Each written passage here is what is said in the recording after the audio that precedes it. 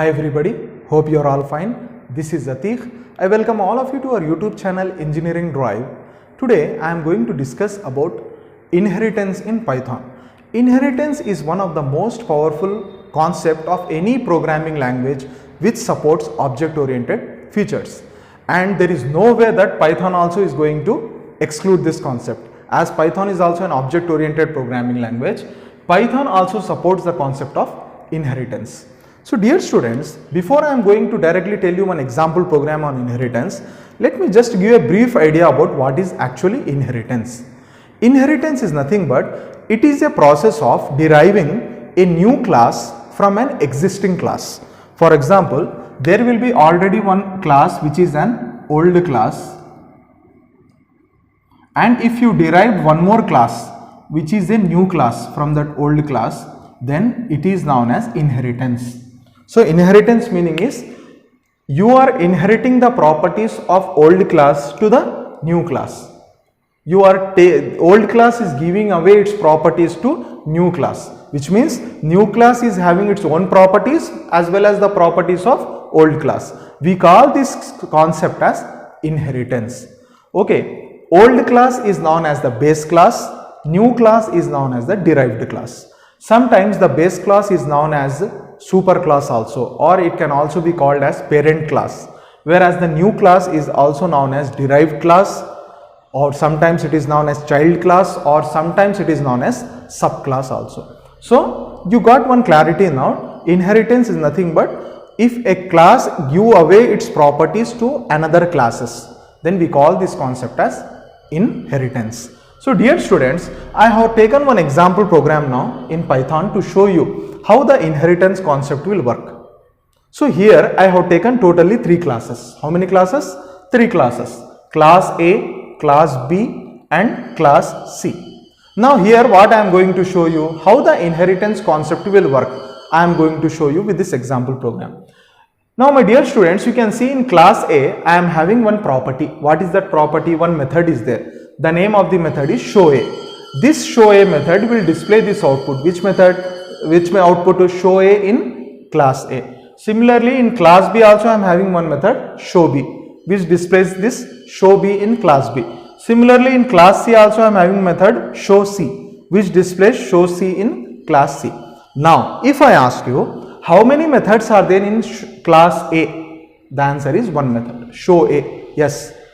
In class B how many methods are there? Answer is one method are show B. Yes, I am agreed. Class C how many methods are there? If I ask you, the answer is only one method, which is show C. Okay, as long as I have not used inheritance, it is okay. Whatever you people are saying, I will agree with that. Now I am using inheritance concept now in this program, which means class A it is okay, it is an independent class. Now what I am doing here, class B I have written in parenthesis A, then colon. You know what is the meaning of this parenthesis A? The meaning of this is I am using inheritance here. The properties of class A is inherited to class B now. So what is the meaning of property? Property means entire things, variables and methods. So as we know, we don't have any variables in this class, only we have one method, which is show A method. This show A method will be inherited to class B. Now if I ask you how many methods are there in show B, the answer is 2 methods. Yes, visible only one, but 2 methods. Why we got extra method? Show A method also we got because class A has been inherited. The properties of class A has been inherited to class B. So class B now contains 2 methods. Similarly, class C in parenthesis B, which means the properties of B class is inherited to C class. Now if I ask you how many methods are there in my class C, the answer is now I am having 3 methods. What are those methods? Show A method, show B method and show C method. How I got all these 3 methods? Because of inheritance. Class C is having its own method show C. How I got B and A? Because of inheritance.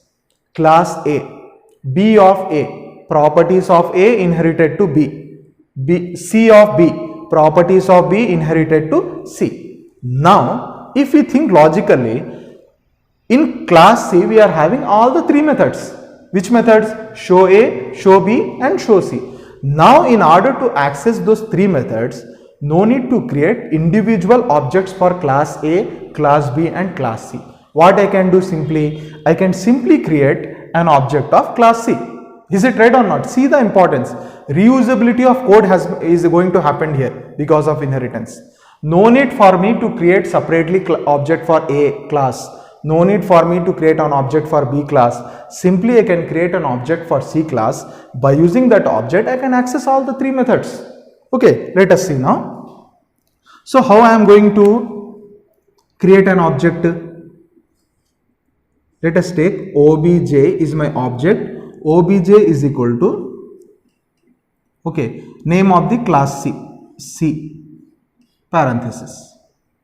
Okay, no semicolon. Okay, obj is equal to C parenthesis, which means for object C I have created, for a class C I have created an object. Which object? Obj is my object. Now by using this obj object, I can access all the three methods.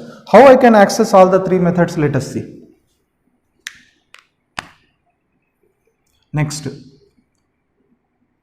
obj dot show A.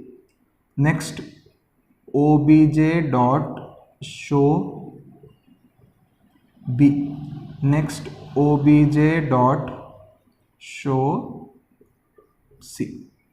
Okay, which means what is that? This is the contents of show A. Show A in class A. What are the contents of show B? Show B in class B. What are the contents of show C? Show C in class C. So once I complete this program, what is the expected output we will get? Let us see. So the expected output of this program will be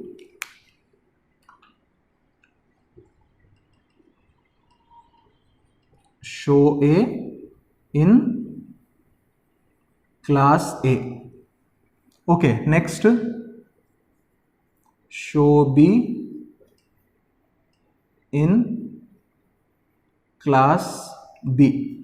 Next, last one, show C in class C. Okay, this is how we got the output. Now we got the output of three classes. How many objects we have created? The point to be noted is we have created only one object for only one class. Which class? C class. By using this object of C class, we have easily accessed the contents of class B as well as the contents of class A. How it is possible? It is possible with the concept of inheritance. Inheritance is a powerful concept by which a class can acquire the properties of other classes. So my dear students, I believe that you people have got a clear picture about inheritance concept. Is it okay? So my dear students, the question of my today's video is, can I create an object of base class, and by using base class can I access the contents of subclasses? Which means I will create the object of class A. Instead of class C, I will create an object of class A, and I want to, can I access the contents of B and C? Whether it is possible? Yes or no? Just put your answer in the comment section. So with this, let me close my today's session of video. See you soon everybody. Take care. Allah Hafiz.